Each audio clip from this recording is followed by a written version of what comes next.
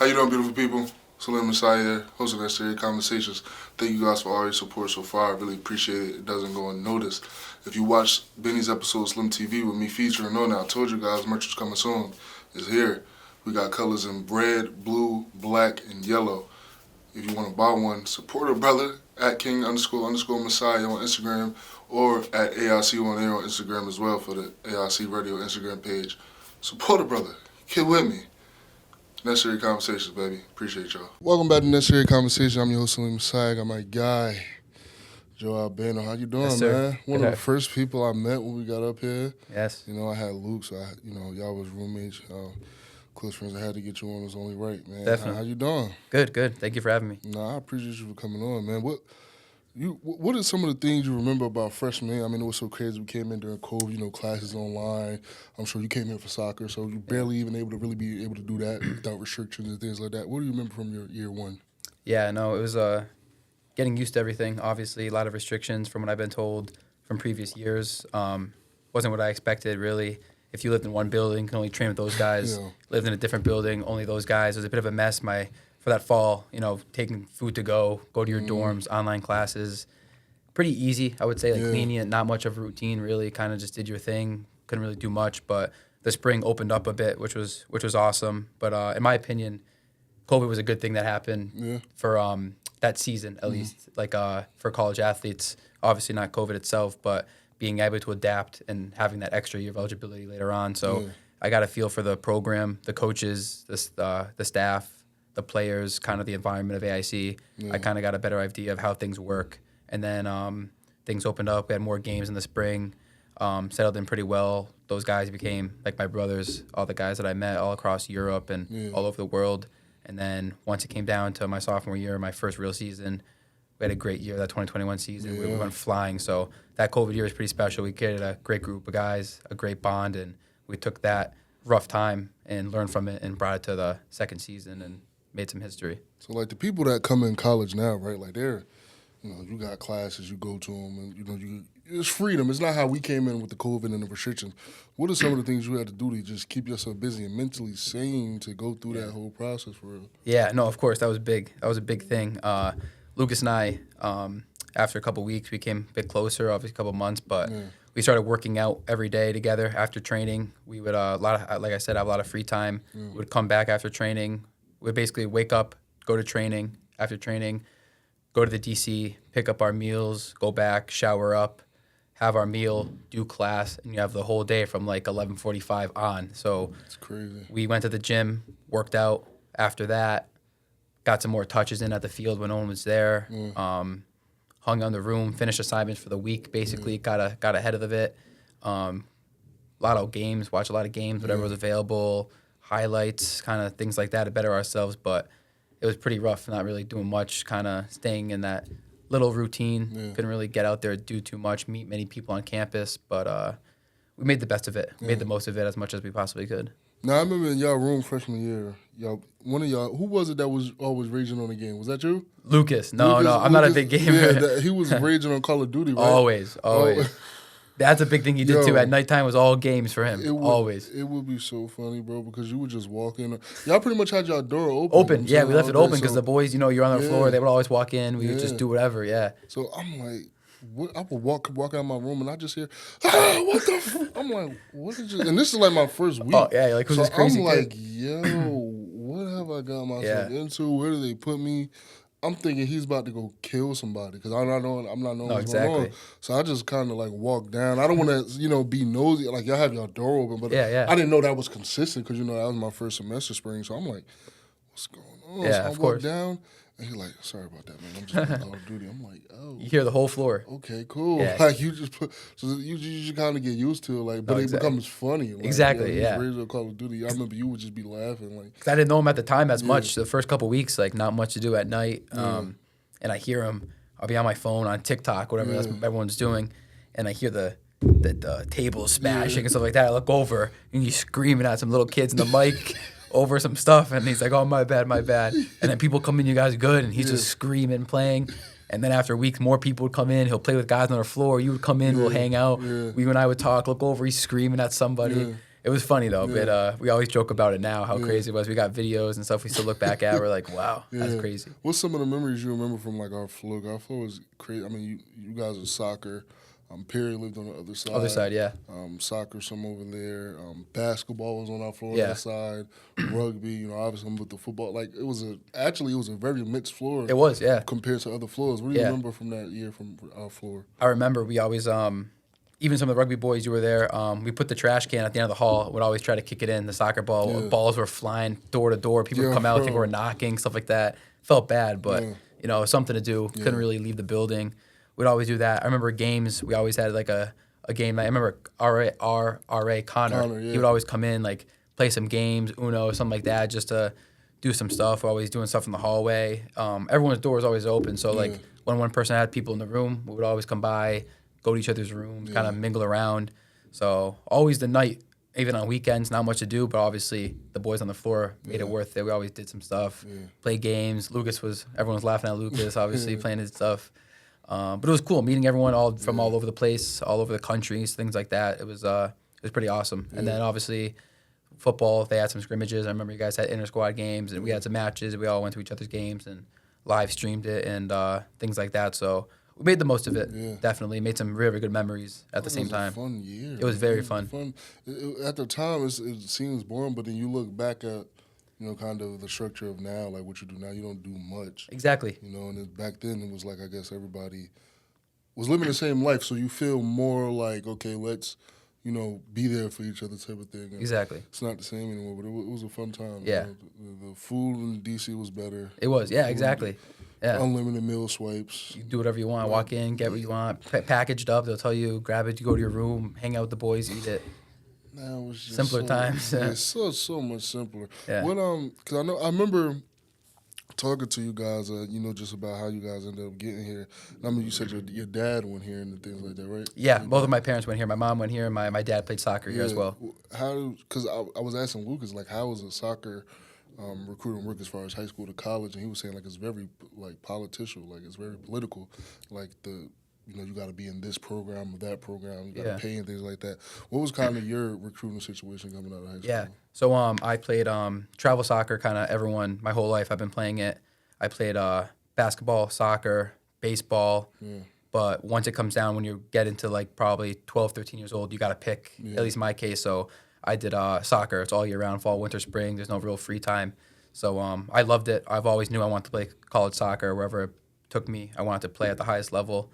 And so I played for a team called the West Mass Pioneers growing up. It's a team over here in Ludlow, Mass, not too far. I grew up playing for them. And then I played for my actual college coach, Luke Perry. I played for him called CFC down in Connecticut. And I played for him for a year. And after that, they transformed into a new league called ECNL. It was like the biggest thing in the country at the time. And it was right below the Pro Developmental League. So right when they added that, I decided to try out, and I made the team.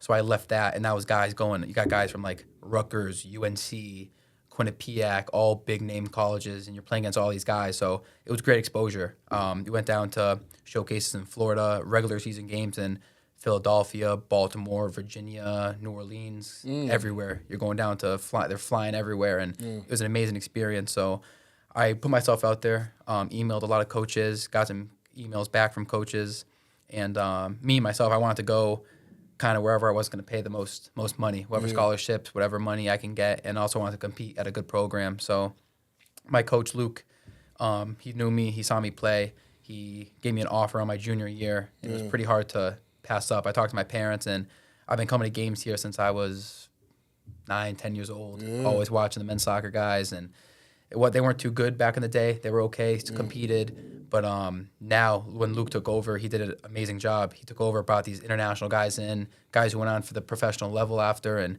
brought a whole bunch of ballers in, and they upset the number one team in the country at the time in the playoffs. And I was like, this seems like a place that's going to be. What was the number one team that they upset? They upset Adelphi. I think they were number one in the conference. They beat Adelphi. They were the 1 seed. We were the 8. And we beat them in double overtime.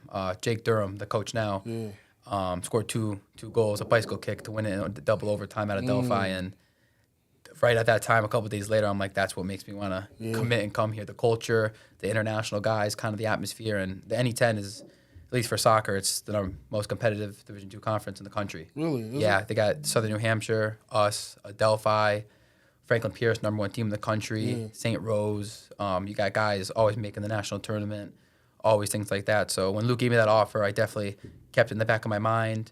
I also talked to Southern New Hampshire, who's our rival. Yeah. So it was kind of down between those two schools, and it was kind of awkward going back and forth. But this place is kind of homey to me. It's very place that I consider home and somewhere I can be comfortable with. So spoke to Luke and made it work. And then I knew Lucas, actually, my roommate now.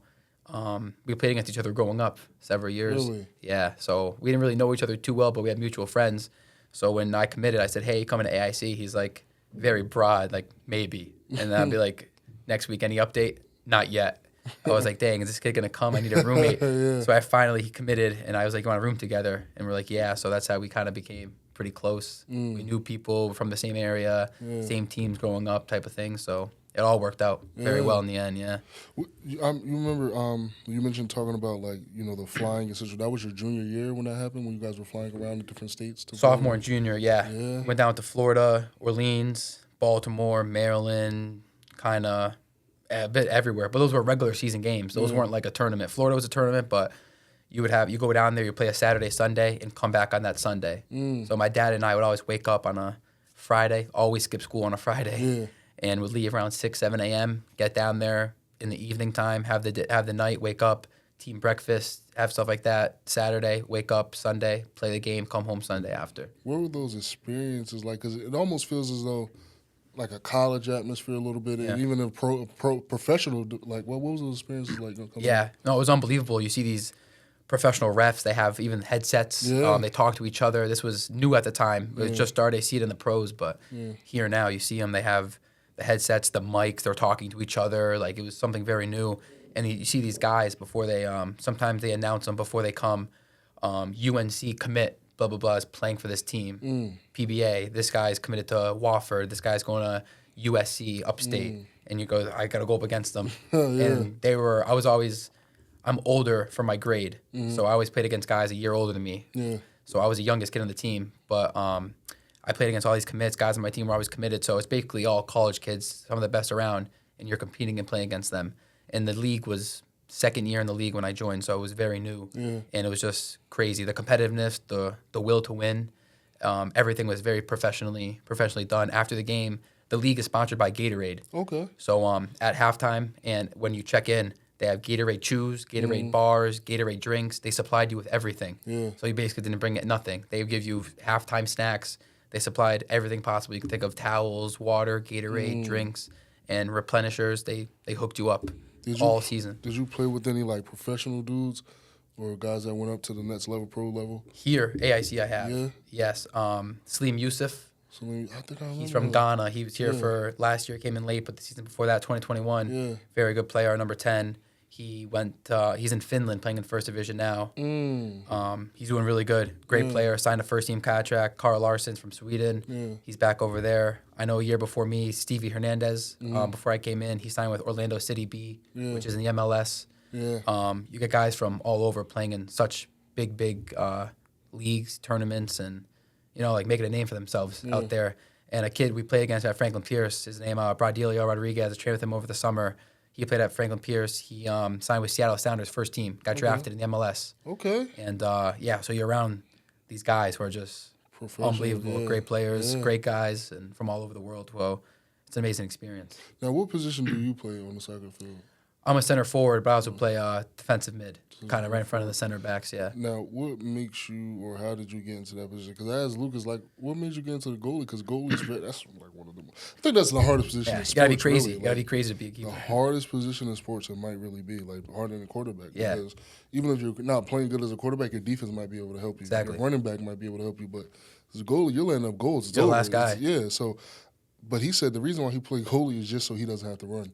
Yeah, like, he's not a runner. Yeah, he said that. Yeah, literally, so he just doesn't have to run. So how did you get into that position? My dad played center forward, actually. He played on the wing as well. But I was always a bigger guy. Yeah. So the number 9 is like a hold-up striker. Yeah. So I'm very physical. I'm not the quickest, but pretty strong, pretty fast. So the guys I love to watch, guys I love to play against, I would hold it up. So I would go up against the center backs, kind of pin myself against them and be a hold-up guy. So I'd hold up the ball, shield off the center back because I was a bit bigger always, and I'll be the highest guy, hold it up, and that's when your midfield, everyone comes forward, and you lay it off to them and keep possession in our attacking third and kind of link up from there. So I always knew I was good at that. I always pinned myself up against the center back pretty well. I was always taught that at a young age to be that highest point and kind of do the dirty work up top and kind of leave it to the tactical midfielders and guys under me to do the work, and I did my job. So I always knew I was bigger than other guys and liked the physicality. Not many people liked it. I like to do that dirty work, so that was my best fit up there. Yeah. Yeah. I mean, because soccer is such an interesting sport, bro, because you can't use your hands, so you can't really use your necessarily like your arm strength, which is sometimes for people the strongest part of your body. You got to use like all down below Everything, yeah, like every down thing. And I remember talking to Lucas like, because coming in, I mean, I wouldn't say he was skinny, but over time, like his legs is huge. Oh, like, massive now, right? Like, Exactly. So I remember you were talking about you guys were lifting early on. What made you like start having to lift? Was it for soccer or was it just? Yeah, definitely for soccer. Obviously, COVID helped out. I would say not much free time, so it's like rather better yourself rather than sit around. But yeah, definitely soccer. Obviously, you're in the college game. I was 18 years old when I came in, and some of the guys from Germany, other places, they're 24, and I was like, they're mature, they're bigger, but being bigger, being physical, faster, that's all stuff you can control. That's like self-controllable. So I knew if I wanted to be competing with them, obviously they're a bit more mature, a bit more smarter, a bit better as I am than coming in. But I wanted to be stronger. I want to be faster. I want to be more ready to compete for a spot, obviously. So I worked out, basically killed yourself in the gym, kind of did whatever it took, hours. And obviously Lucas, he loved to work out. He always watched squat videos and things like that. So I was like, all right, he's doing it. And then after the first couple of weeks, hated it. Not hated it, but like, dang, like, let's go once in a while. But once you get in that routine, you feel invincible. You want to keep going, keep playing. You see some results. You want to keep pushing yourself. For sure. And then that was the best I've ever felt on and off the field. Mentally, physically, I feel like I can run through a wall. And I was like, this is the feeling I want to feel always. And that's why my freshman year I played a bit. Sophomore year, we had a great team. I still got a chance to go compete. Played in the tournament, the NE10 final. And kind of just that work ethic, I believe. Like, not many people want to do that dirty work. Not many people want to push themselves. They think they're okay with what their ability is. But I always knew I wanted to outwork everybody, kind of just do as much as I can to better myself, put myself in the best shot to be the best person I could. So once I started seeing some progress, results, and playing a bit more, I knew that got to push yourself, and this is what I got to do. How special, from your point of view, was that sophomore season? I mean, you guys had the talent, all the guys, you guys' camaraderie, just close together. What was it? How special was that season? I'll be honest, that was the best time of my life. Really? That was insane. Obviously, I knew a bunch of guys beforehand from the COVID year. Great group of guys, international guys. You could tell how much they love to play the game. Yeah. And being an American, obviously, around here, soccer wasn't too big as much as these guys play. So I love soccer, and many of my friends didn't growing up. So being around guys who love it pushed you to love it even more. I didn't think I was going to love it as much as I possibly can. I just love it more and more as I play. So being around these guys and learning from them, building off of them, and having such a successful season, it was just fun. On and off the field, you would come together, train. Trainings were more competitive than the games. Our trainings, 11v11 inter squad, and going against the best of the best in training was harder than going out and playing a team. We would go out, battle it out, come out with bruises, whatever in training, go to the game, things were clicking, 4 or 5-0 like that. Game's over, everyone gets in, everyone's out. Afterwards in the locker room, you're playing the music, the lights go off, you have the strobe lights, you have like all this stuff going on, the LEDs, you're dancing, things like that. Staying humble, of course, because you still got some big teams to play, but then you take down number 20 team in the country, you beat them. Then the number 17th in the country, you take down them. Then you hear people starting to talk about, AIC, AIC's back, AIC's this. And it's like you got the talk around campus, talk around the conference nationally, 14th in the country, 13th in the country, we're getting recognized. And it's like addicting. And it's like things are clicking off campus, we're going out, we're having dinner together, all the boys are bonding, watching a game. The weekend, we're training, working out in the evening, all getting together, watching UFC, watching some soccer, Premier League matches. You're kind of just with those are your brothers now for every single day. And you're winning, you're playing well, you're not conceding, you're scoring a lot of goals, you're getting recognition. It was like things were just clicking right off the bat. And trainings, everything was flowing. It was just a great environment to be around. Great group of guys from all over the country, all over the world. Yeah. Spain, Italy, Portugal, Brazil, Germany, Finland, U.S., some U.S. guys. Like, or being around those guys, the maturity that they come with, being a bit older and kind of they look after you. They fight for you. You fight for them. Kind of next man up always. Guys off the bench got their chance and make the most of it. And the captains, Dave Harper, Connor Hicks at the time, great guys, great captains, led by example. They busted their butt for us. We did the same thing from them. So things were moving smoothly, and it was just, I wish I could witness that every season. Yeah. But that was such a special team, special group of guys, very special season for myself, but obviously as a whole, unbelievable. Would you say you mentioned all those things, but would you say the sole reason for that is the camaraderie of it, like how close you guys were off the field? Do you believe that heavily contributes to being able to win on the field? Oh, definitely. Yeah, I would say. We did team bonding right when we first got on campus. We knew COVID, we didn't have a season. Many guys didn't come. Second time, sophomore year, like you said, 2021, we had guys in from all over the world. So getting that bond, getting that trust was the biggest thing. We did a lot of team activities, bowling, dinners, went on runs, went to go work out together. And me, myself, being from around here with Lucas, we showed guys around, and they really appreciate that. Would help them out, help them move in, kind of make them feel at home because it's the first time away from their homes. And we knew before we started playing soccer, we're like, wow, there's a great group of guys. These are unbelievable. And then before we even touched the ball, we're always doing stuff. We're always laughing, making nicknames for each other. And then right when the ball came out, we kind of found the strengths and weaknesses of the team. We had a lot of strengths and kind of what guys can do here, what guys, you know how they're going to play already. Took us not even a week to know what guys, where they like the ball, how they like to play it, their movements. So once you get that stuff down, you already know who they are as a person on and off the field. Once you get to know who they are on the field, you're just having a great time. You're playing your favorite sport you love. You're succeeding. You're winning. It's just got to keep that journey, that train going. For sure. You guys have such a crazy season that sophomore year, and you feel like, okay, we're going to run it back junior year. You guys losing the finals, right? Sophomore year, yeah, we lost 2-1 against Franklin Pierce. Lost to your rivals, somewhat of your rivals, and you're like, okay, we're going to run it back this year, or junior year, and then they kind of like take the scholarships from them. Yeah. How was that? That was very frustrating. I was named captain after my sophomore season that spring, so I was like feeling really good. I had a lot of confidence. One season under my belt, so I was like, I'm ready to lead these boys, kind of do whatever I could. Yeah. And obviously wasn't what I expected. Obviously, we had a still decent group of guys, but nothing to what we had in 2021, so that was a bit frustrating. But it was out of our control. You know, we got to move on, kind of do our thing. So as season went on, I actually got injured. I had a hernia, sports hernia in my leg. So that was another bummer. That was right before the season started. I had to miss the first 5 matches. Couldn't really do too much. And I didn't redshirt, kind of played through it. I wanted to be a leader, but I was struggling a bit. So mentally and physically for myself, awful season. Don't really want to look at that. But as a whole, a lot of freshmen got a chance to play. They got a lot of chance to settle into college. You know, we took them in. Good atmosphere, good group of guys, but, you know, we're just very, very unlucky that year, I would say. You still play against Franklin Pierce, won the national championship that year, things like that. It was just things that weren't in our control, that we couldn't control, were just a bit frustrating, knowing that Luke, Jake, Derek, our coaches, they couldn't do anything about it.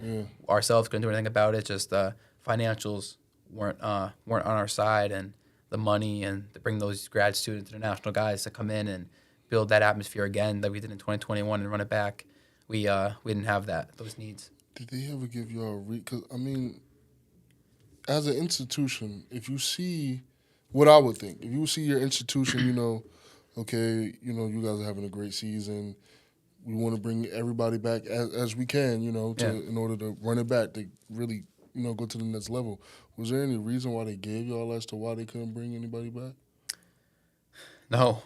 I never got a reason. No, the captains never. We didn't really speak about it. Kind of just said financially they took some scholarships away. They wanted to lay back a little bit. I don't know if it was. Obviously, you think we did well that sophomore year. Let's build off of it. But I feel like they declined a little bit. They took away our locker room. Obviously, the football team took over our locker room. So we went upstairs. We had like 50 guys. I didn't know that was y'all locker room. We took y'all locker room? Yeah, from downstairs. That was our locker room, and it was great. It was big. It was very open, fit everyone. Then we went upstairs to one of the freshman football locker rooms or something, and very small.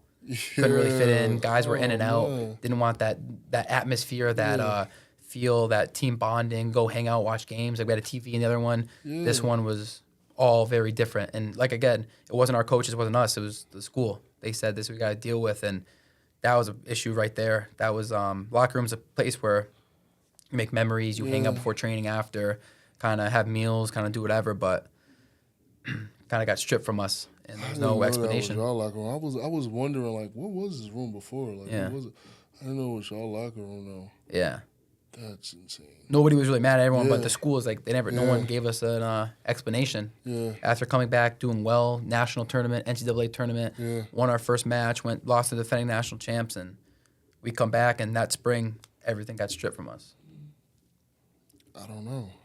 That doesn't you don't really hear a team win and they get stripped. I mean, obviously in the pros, but it's money. Money involved. But exactly. I mean, I'll get some money involved here, but like as an institution, all you want to do is win. And if you could bring back everybody, and you're paying anyway, you might as well. But that's tough. So you get to your junior season. You mentioned you had the injuries or whatever. What do you think you learned from that season, despite all the things that were pretty much going wrong? Yeah, I think battling adversity, obviously. You got guys your freshman year, you want to help them and develop them as a captain. By the same time, I'm injured myself. I got to worry about my own health and, juggling this and that. It was a bit stressful, I won't lie. I wanted to be in that position. I'm not. I'm very grateful for being in that position, but it was hard trying to rehab, worry about this, see if I can play this game or sit out this game, how I'm going to feel, going to doctors, knowing I needed surgery, stuff like that. But at the same time, you got guys who are coming in, they're not used to the conference, the level, the speed, the maturity, the playing against guys who are 27 years old and they're 18, 17, a bit smaller as American, playing against a guy from Spain or England. And it was tough, but a lot of guys at the same time looked up to me, I would say, and along with the other captains. I busted my butt for them in training, even though I was injured, kind of did whatever I could to gain some trust. I knew I wasn't playing anywhere close to 60% of what I could do on the field, but I didn't want to make any excuses, didn't want to do anything. I was like, I'm here to fight for you guys. I expect the same thing for the rest of the team. I don't care what injuries I'm going through. Like, our goal is to make the tournament, make the playoffs, and win out from there. And we weren't short of it. Obviously, we were short of it. We only had a couple points off. If we won 2 more games, we would have made playoffs. So we still drew Lemoyne. They were like top team. They lost the final that year against Franklin Pierce. So we got okay results here and there, but it was just very frustrating. Obviously, our big name players from 2021, Samir, Dave, Jordy, Dirk, they were injured the whole season. They only played a couple matches, and those are our international grad students who are experienced, played with us. They went down with injuries as well, so we didn't have them. So we were just very, very unlucky. Very unlucky that year. When you get to your senior season, what's the mindset of how this is going to go, the soccer thing? After having that 2021 season to that 2022 season, then you come in and it's like, this is what you want. You want to win. You're like, we got some money back, new group of guys, everything like that. We're here to win now. We're like, we don't care that everyone thinks we're going to finish second to last in the conference. Everyone thinks things. We just listen to what the media and everyone had to say, and we were like, screw them. Like, I'm sorry, but we don't care what they say. We knew we had something special going and stuff like that, and we did. We did have a great group of guys this season. Like I said, unfortunately, we couldn't click. We got the money. We had the people. We had the teams. We got great results. We lost to Pierce in the quarterfinals of the tournament. We're the first team in 2 years, 3 years to ever give them a tie. And it was frustrating, obviously, because we had a great team, and we knew if we beat that Pierce, I believe we would have went on to win the whole thing. But, the mentality was there, everything like that, but it just, I don't know what, it didn't work out. It was a pretty weird year. A lot of things didn't go our way. Some tensions grew here and there. Everyone wants to win, and when you're not winning, it's going to grow some tension. So that was the case in this past season. We graduating in like 2-3 weeks. I know. You think you're gonna cry? I don't know. I mean, I loved it here. My 4 years flew by. They flew. You two graduated? Yeah, exactly. Yeah. Came in together, going out together. It flew by. I might cry. I might. You have every reason to. I'll be honest. Yeah, I might cry. I love this place. A lot of people say what they want to say, but this place is home to me. I met some unbelievable people. The connections I made here, I can't take for granted. Unbelievable. Every day I walk outside, I just look around. I was like, yo, like, this is crazy. Yeah. I'm in college. Like, that is Yeah. insane. Like, Some people don't even get a chance to go to college and stuff. I'm pretty sure you know some people that were better athletes, that you just grew up with, seen around, but for one reason or another, they weren't able to go to college. And Exactly. It's like, I'm in college. So it's insane every day. Also, regardless of, I think the reason people don't really, one way or another, don't like AIC is because when you think of college or see college on movies or TV shows or just in real life at other campuses, you see parties and you see big events, but it doesn't really happen here. And I think that's just about what you want out of college. Like, I'm not a party person. No, neither am I. I don't care that it's not a party. You know what I'm saying? Exactly. So, I don't know. I guess it just depends on what you want out of college, man. But I agree. AIC is a great place to me. I love it. I'm trying to come back. You coming back? No, unfortunately, no. I have 2 more years left. Obviously, I have a redshirt year and then the COVID year. So I'm haven't decided where I'm going now. I went down to the Carolinas. Got some offers from down there. Some schools in the NE10, so I'm still trying to make up my mind. Got to make up my mind soon, actually. But just something new. I'm from the area, from Wilbraham, Mass. It's like 20 minutes away. Yeah. So my last 2 grad years, I want to test myself. I want to go a bit further, kind of make a name for myself somewhere else, be in a new program, new field, new environment.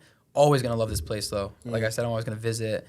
Nothing but great things to say. Like, didn't think I was going to fall in love with the sport like more than I did here, and the connections I made, the people, the chances, the people believed in me and stuff like that. But I think it's time just for something new in my life, a new chapter. Kind of go out, test myself, play through a different system, and see where that takes me. What's kind of like your final choices or options you got there?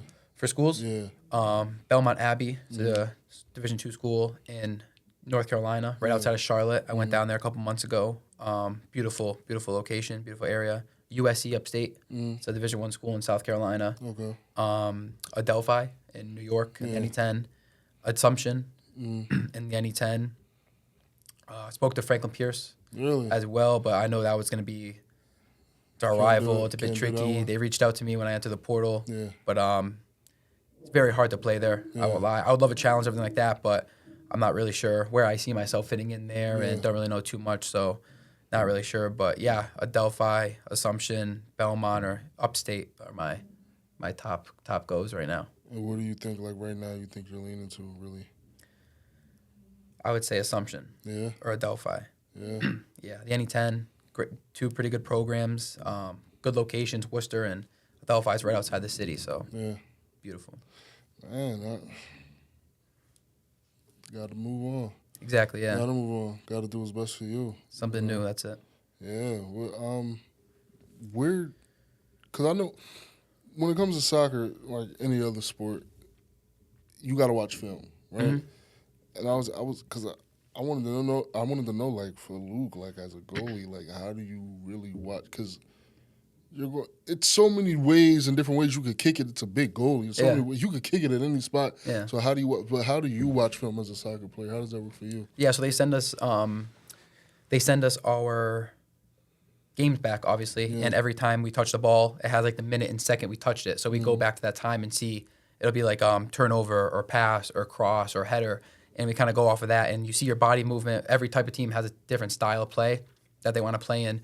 So if there was a time where I look back and I played the ball backwards, even though I could have turned, we go over with our coach and say, this position, you see the center back or the right back, whoever, laid off a bit. So that way, turn and go at them or create a 2v1 or an opportunity. Instead, I play the safe way. I go back to my defensive mid or I go back to the center back, and we keep the ball where it just was.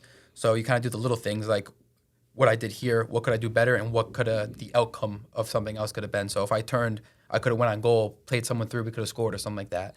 So it's kind of those little attention to details. Like, yeah, you didn't turn it over, you did something right, but at the same time, there could have been a way better outcome of what I just did. I could have turned, I could have played this ball. So it's a very little detail, and many people don't want to do that. They just want to play and do their own thing. But to be the best, to win, to do things like that, you have to go back, watch the games, watch those little details. And me, myself, especially after COVID, after our games, I would watch the game like 4 or 5 times in 1 week. Really? I would go back, watch them, learn, see what this guy did, see what this guy did, see what I could have done better, how this shaped what I was thinking, but what actually happened, what I actually saw.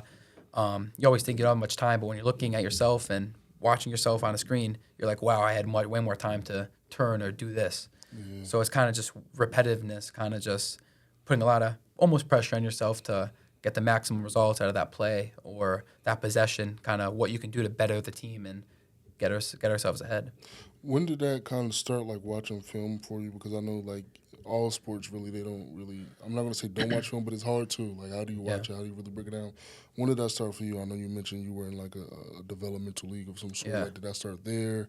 Where did that start for you, really? Yeah, a little bit. So they helped us out with more, the league was more for college, so that helped us out with that of exposure and highlights and kind of putting your best film out there for coaches. But coming to film-wise was spring 2021 during COVID after we played Boston College, St. Rose, Pierce, and they videotaped the games. And obviously, I know you got a lot of free time because it's COVID.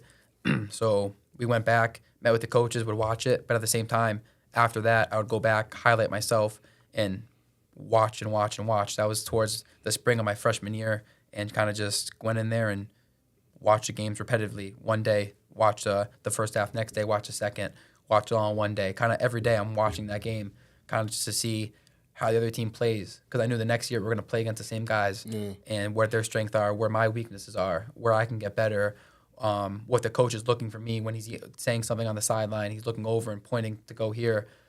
And the time you just say, yeah, or you don't really pay attention because of the heat of the game. Yeah. But when you kind of relax and watch the game, you kind of realize, oh, he meant this, he meant that.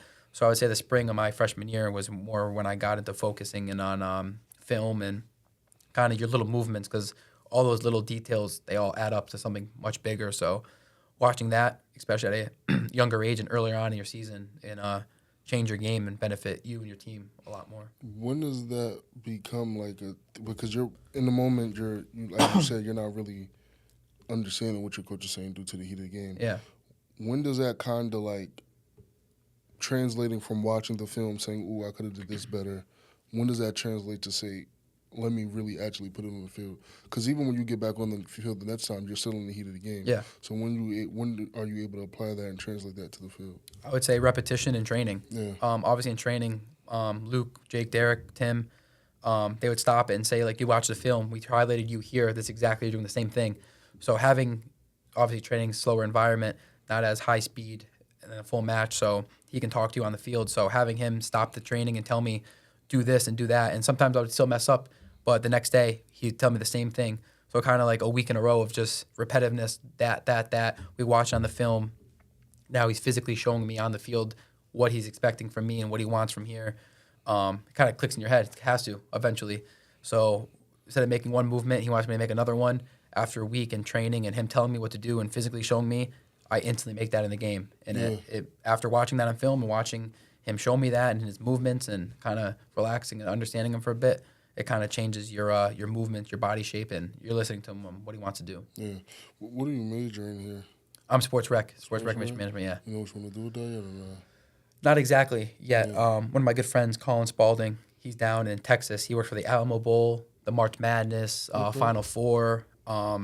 He worked for the San Antonio Spurs. He interviewed Wemby. He kind of did the sports marketing and media production for all those. He met James Harden, and he has interesting jobs. So I would love to be in like the marketing and business side of like a professional sports team. And he did internships with some XFL teams and the indoor arena football in Worcester. And I've been talking to him. He's been helping me out, and he's kind of telling me all these great benefits and things to do down the line for myself. And everything he's doing sounds interesting. You're in a building all the time. You're on the field for pro games. You're seeing these guys up close. You're getting all this stuff, something you love, football, soccer, basketball. You're in that sports environment and you're working. So you're working, you're getting paid, but it's something you love. Yeah. So it makes it go by quicker. It's more enjoyable. You wake up, you're like, I get to go to work. I get to go see these pro players, get to work and do something I love. Yeah. I mean, when you go to your next school and you get, because it's gonna be for your master's. Do you know what you want to like get your master's in there? Yeah, I'm gonna do my MBA. I think in management. Yeah. Okay. So I know obviously I want to do something business and having that, going over a bit and applying for work and jobs. I know they look for that kind of nowadays and kind of that qualification and certification. So I definitely want to do that, practice that, play soccer and get that as well, and see where it takes me after that. Man, Steelers. Don't get me started. What's some of the things you think you guys got to change right now? If the GM called you and say, Joe, listen. I was Omar Khan. What? That's the GM. Okay. Yeah. If he called you and say, Joe, what do you want us to do here? Like, what do you want us to change? What are you doing? Firstly, I think the offensive line, right tackle, Broderick Jones, he plays on the left. They got to move him back to the left. Yeah. Draft a tackle or free agency. I don't really know. Make a trade. I don't really know.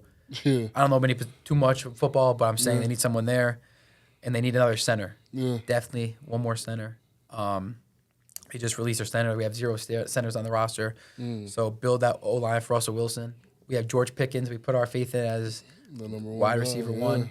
And they need one more true receiver 1, receiver 2. I know they want Brendan. Brendan Rice?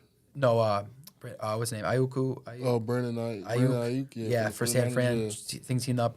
So I think defensively, they're okay. Maybe a cornerback away from very serious, I think they're a top 5 defense, definitely. High scoring defense, one of the high scorers last season. You got Mika. You got Queen now. You got TJ Watt. You got all those guys now. Yeah. Cam Hayward, Highsmith, Joey Porter Jr. You got all those Joey guys. Porter? Huh? Do you believe in Joey Porter? I believe in him. Yeah. What he showed us last year, his pass rating, he's great. I think he's good. Yeah. As a rookie, now he's got that under his belt, his confidence. I think he's going to be good. Receiver, George Pickens is a dog. Yeah. He's nasty.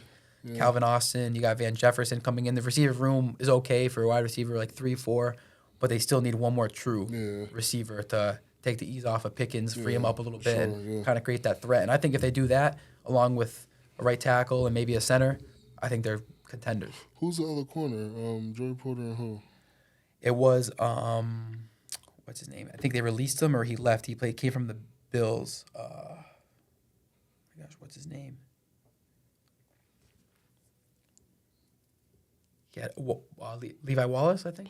Okay, Wallace. Okay, yeah. Wallace, he left. Yeah. Levi Wallace, yeah. Yeah, I think he's going to Denver or something so now. You got to draft another one too? Yeah, they're thinking of Cooper DeJean. I think his name is for Iowa. Oh, okay. Yeah, he's a big first round. He's a first round target, but I don't know if he's going to fall to 20. That's where Steelers are at.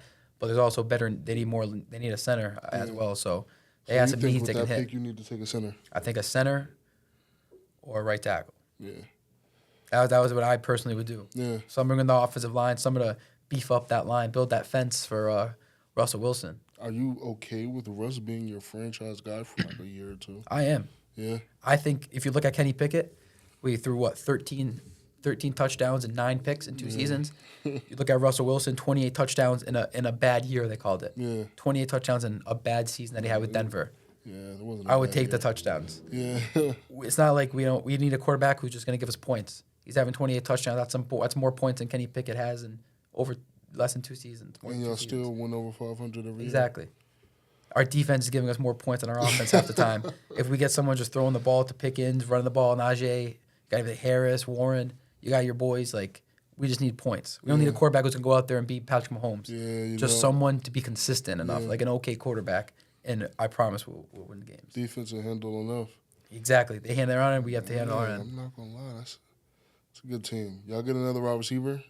I think we'll be good. Yeah. Patrick Queen came in, too. Yeah, that was a big signing. That was a very underrated sign. I didn't expect that one. What was your reaction, though, when you got, Russell and then you get Justin, too? I was happy. I was first happy when they got rid of Kenny Pickett. I didn't want Russell on the bench for the 4 games and then give a reason to whatever. I wanted Kenny gone. Yeah. I wasn't a big fan of him to start. He came in, did work. I really did what he could, but at the same time, it was time to move on. Yeah. TJ Watt's only young for so many years. You don't want to waste his years. Now's the time to go compete. And Steelers tradition's very old school kind of. Yeah. We draft this guy first pick, first overall, or first round. We're going to develop him. Yeah. They got rid of that. We're bringing in either Fields or Wilson. Now they get Fields and they get Wilson for a 6th-round pick. And they're like, one of these guys could be our franchise. Fields, we can develop him 4 or 5 years down the line, do whatever. And Fields chose us. He had other options on the table. He wanted to go to Pittsburgh. Yeah. And he sat under Wilson, and then maybe Wilson will start this year and Fields next year compete and take over the job or something. I don't know. But I'm very satisfied with our QB room right now. Do you think TJ gets overlooked for Defensive Players of the Year and just being the best guy in the league? Definitely. Why do you think that is? To be honest, I don't know. This year, I thought he deserved that. I'm not being biased at all. Yeah. Many people say it. Outside Yeah, sources say it. he did. I think he deserves it. Yeah. When he's with us, we do well. We're 1-12 without him. You see, he puts it on his back. He makes big name plays.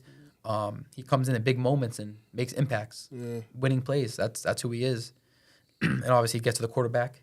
He makes those plays. He scoring, defense, everything about him. His mentality, everything's a leader. No, he's tough. He's any team would take him. Yeah. Any team would take him, and kind of how they're giving out to other guys and things like that. I don't see the reasoning. Yeah. I believe he should have had 2. Who did they give it to this year? Aaron Donald got no. No, I don't think he got because he retired. No, he retired this past year, but Let me see. Who was the defensive player of the year? oh, Myles Garrett. Was he? I think Myles he was. Garrett, yeah, Myles Garrett. 24, Donald won it a couple years ago. DPOY.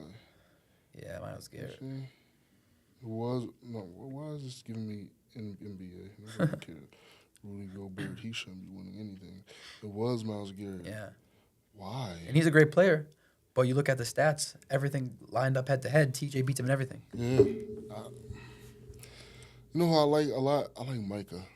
I like Micah too. Only reason why I like Micah though is because he's very dominant on the edge, but he can also drop back. Yeah, exactly. I think that he has coverage. that over TJ, but Yeah. TJ also has pass rushing over him. Yeah, as well, and but- Michael, he was hurt most of the season this year. Came back, got injured again, kind of whatever. But yeah, TJ having him on your team is great opportunity, great advantage, Sure. great all around. I had a couple Steeler fans up here, man, and they say Steeler is the best in the conference. Do you believe that? I think so. That AFC North rival, that all those teams are just hard hitting conference. You know, I think Baltimore and Pittsburgh, 2 best teams in that conference. And they go head to head. Every time you play against them, you get the dirty hits, the trash talk, the think smack. they're better than the Ravens. I think they're better. They obviously one game Lamar didn't play, whatever, but Steelers always get their number. Steelers always at home, whatever.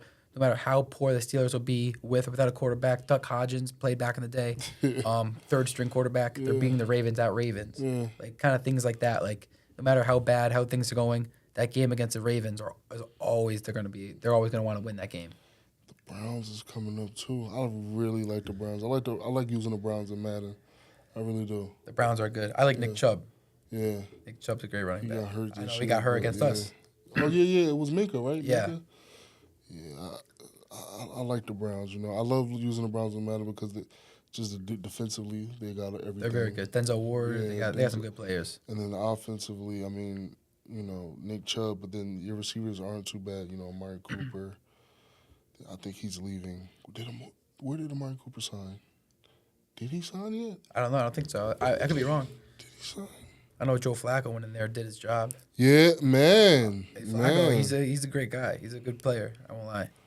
Amari Cooper. Oh, he's still on the Browns. Still on the Browns? Yeah, that's good. That's good because he really helped him. He could really help Deshaun. You know, but y'all gotta go. It's a through tough the rival. Ravens. Y'all gotta go through the Ravens. This And year. Cincinnati, you know, you got Joe Burrow's back. I forgot about that. Joe Burrow, Jamar Y'all Chase. might have the best division in football. I think so. I don't know, but you know more football than I know football, but I think it's a very hard division. I mean, when you look at okay, for instance, the Cowboys, some of the Cowboys and the Eagles, the Giants and the Commanders. Yeah, exactly. My Saints. I mean, there's nobody in there. It's all right, bro. It's all right. Yeah, we just need. I don't know if anybody can help us at this point. I really don't. Who are the Chiefs? I mean, look at that division. It's nobody that really gives them a problem. Yeah. I mean, you got the Raiders. Nah, I mean, I think Broncos in that division. They're not really, not really they're competitive. rebuilding teams. yeah. Dolphins and the Bills, and they got the Patriots and I think the Jets. Yeah. That could That be could be an one. okay one. Yeah. Patriots, it depends on how their offense and their Quarterback. going away and- from Bill Belichick goes. But we're talking about all 4 teams. Like, it's going to come down to who in that division is going to be at the playoffs. Yeah. Like, is it going to be the Browns? Is it going to be the Steelers? Is it going to like who out that division is it going to make the playoffs? Last year, this past season, almost all 4 of them made it. Yeah. Almost. I know Ravens made it, Steelers made it, and the Browns made the playoffs. Yeah. They all made the playoffs. So now who's going to have to go out for the Bengals to get in with Joe Burrow coming back? Obviously, that's a tough one. I feel like Steelers got better this offseason. Yeah. Baltimore picked up Derrick Henry. Lost some defensive assets, though. Baltimore's always going to be good. You got Lamar. You got your guys. You know what I mean? Browns, maybe, but Browns are also a great team as well. It's going to come down to I don't know. It's tough. It could really go any way. Either way, It really could. That's going to be something to watch. I think y'all have the best division in football. I think so. Plus that North, that rival, you know what I mean? That rivalry, Steelers, Baltimore. I went to a game, not this season, past 2 seasons ago. Yeah.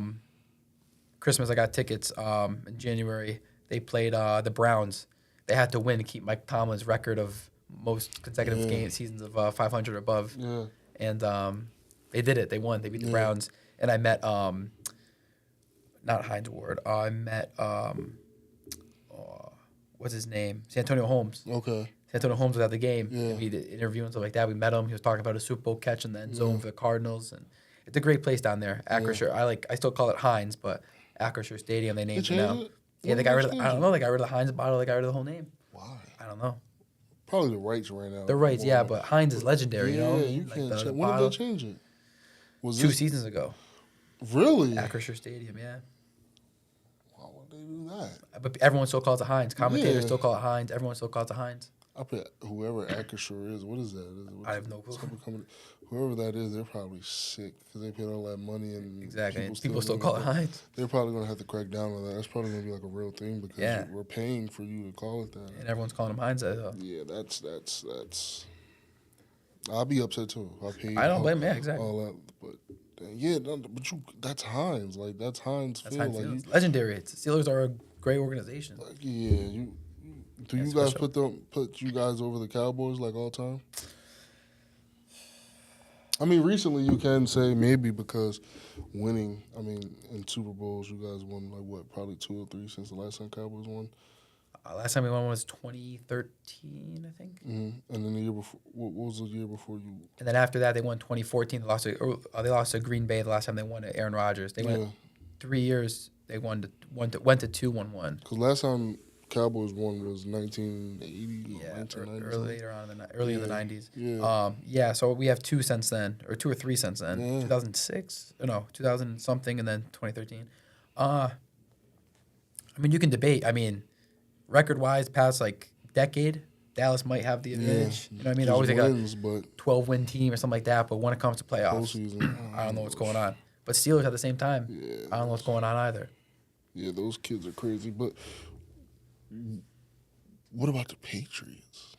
I'm not a big. Everyone thinks I'm New England. How did you become a Steelers fan? So New England? My dad growing up, only team that was on TV one time he watched was Steelers. So he was like, all right, I'm gonna watch Steelers. Next time, Steelers. So we started watching the Steelers. Him and his cousin would come over after soccer or whatever, watch the Steelers. Only the black and gold. They love the black and gold. And they started getting into it. Became Steelers fans. So our whole family, cousins, all became Steelers fans, went to games, whatever. And my mom was I was at the airport, actually, and she met Franco Harris. And he needed a cab or something.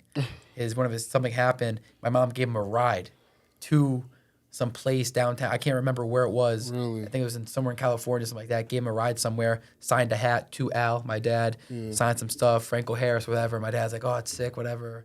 And got his hat. This was before I was born, stuff like that. Steelers fan. When I grew up, my dad, the clothes he gave me, stuff like that, was Steelers. Like, oh, he's a Steelers fan. Growing up, I had the terrible towels. Yeah. So I just was born into a Steelers. That's how it was. Everyone, all my friends, Patriots, Steelers, always arguing, getting heated. When I was younger, always recess, always going at it, like who's better, who's this, get real competitive.